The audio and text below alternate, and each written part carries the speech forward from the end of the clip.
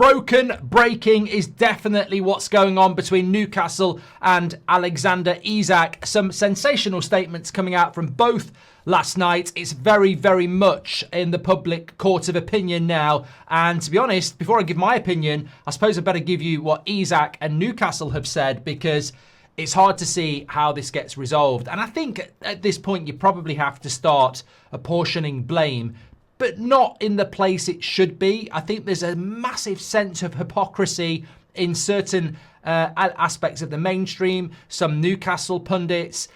Isak is not the villain in this piece for me. I think that Newcastle have played their part as well. And it's all posturing now for who's at fault. And like most things in life, there is blame to apportion on both parties. So this is what Alexander Isak had to say. I'm proud to be recognised by my fellow professionals with a place in the PFA Premier League team of the season. First and foremost, I want to thank my teammates and everyone at Newcastle.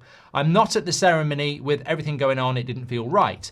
I've kept quiet for a long time while others have spoken. That silence has allowed people to push their own version of events, even though they know it doesn't reflect what's really been going on behind closed doors. The reality is that promises were made and the club has known my position for a long time. To now act as if these issues are only emerging is misleading. When promises are broken and trust is lost, the relationship can't continue. That's where things are for me right now, and why change is in the best interest of everyone, not just myself. So I think Isak there is basically expressing his feeling and his belief that his decision to leave Newcastle was not one that just was made a couple of weeks ago. It was made months ago. Newcastle's response to that is, we are disappointed to have been alerted to a social media post by Isak this evening. We are clear in response that he remains under contract and no commitment has ever been made by club official that Alex can leave Newcastle this summer. We want to keep our best players, but we also understand players have their own wishes and we want to listen to those views. As explained to Alex and his representatives, we must always take into consideration the best interests of Newcastle, the team and our supporters in all decisions. And we've been clear that the conditions of a sale this summer have not transpired. We do not foresee those conditions being met. This is a proud football club with proud traditions and we strive to retain our family feel. Alex remains part of our family and will be welcomed back when he's ready to rejoin his teammates. I'm not even a Newcastle fan and I find this massively irritating. So you've basically got a player that's saying, I've been told I could go, and that's the fact. Newcastle are saying, well, you know, we wanted terms of that to happen and it hasn't happened. So you're probably staying.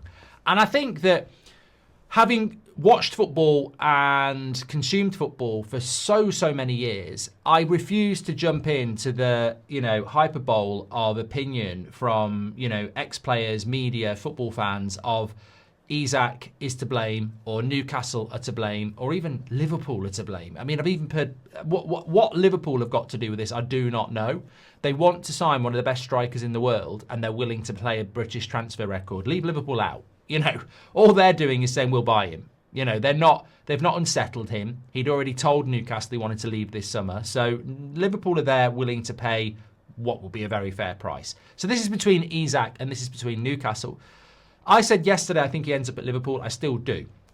I can see the situation only getting worse. This is probably ill-advised of Isak to go public, but I would imagine that he's done it because of what Newcastle have just said. Newcastle are probably saying, we don't feel that the deal can happen now, so you're going to stay.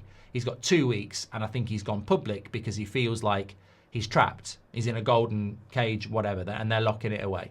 So I think it's a public statement of, look, I'm not happy, and I don't want to do this, but I'm going to go public on it. And then Newcastle are going, well, the terms aren't going to be met, so you're going to stay, so you better just calm down. It's a bloody mess.